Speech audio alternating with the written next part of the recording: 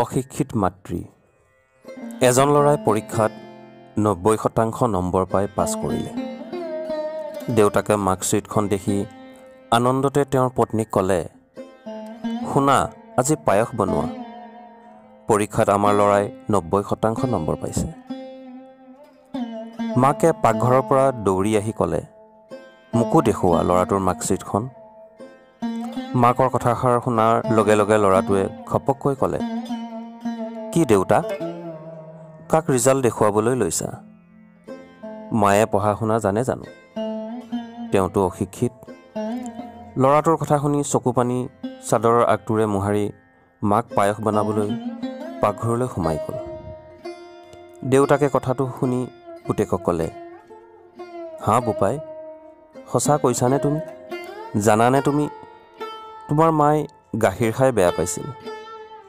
তথাপিও মাৰে তোমাৰ স্বাস্থ্যৰ কাৰণে প্ৰত্যেক দিনা 9 মাহলৈকে গাখীৰ খাইছিল।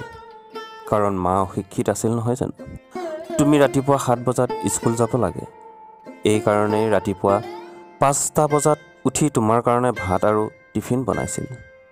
জানানে কিয়? কাৰণ তেওঁ অশিক্ষিত আছিল, নহয়নে বাৰু? যেতিয়া তুমি ৰাতি পঢ়োঁতে পঢ়োঁতে শুই যোৱা, তেতিয়া তেওঁ আহি তোমাৰ বহী কিতাপ বেগত ভৰাই টেবুলত থৈছিল আৰু তোমাৰ গাৰ ওপৰত কাপোৰ ঢাকি দি তাৰপিছত নিজে শুইছিল। কিয় জানানে? কাৰণ তেওঁ অশিক্ষিত আছিল। সৰুতে তোমাৰ যেতিয়া বেমাৰ হৈছিল, তেতিয়া তোমাৰ মায়ে ৰাতিটো জাগি ৰাতিপুৱা সোনকালে উঠি কামত লাগি গৈছিল। জানানে কিয়? তেওঁ অশিক্ষিত আছিল নহয় জানো? তোমাৰ বাবে ব্ৰেণ্ডেড কাপোৰ কিনিবৰ বাবে মোৰ পিছত পৰিছিলে আৰু গোটেই বছৰটো নিজে এযোৰ কাপোৰতে পাৰ কৰিছিলে। কাৰণ তেওঁ সঁচাকৈ অশিক্ষিত আছিল, নহয়নে বাৰু?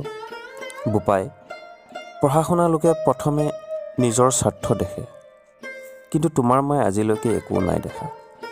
কাৰণ তেওঁ সঁচাকৈ অশিক্ষিত। তেওঁ ভাত বনাই আমাক খুৱাই নিজে খাবলৈও পাহৰি গৈছিল। এইকাৰণে গৰ্ব কৰি ক'বলৈ যাওঁ যে তোমাৰ মা অশিক্ষিত।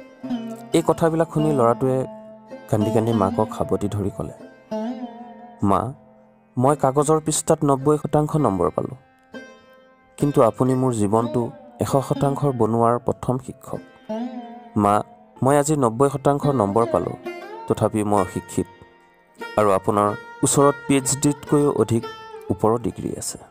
কাৰণ মই আজি মাৰ গাত লুকাই থকা সকলো ৰূপবোৰ দেখিলোঁ।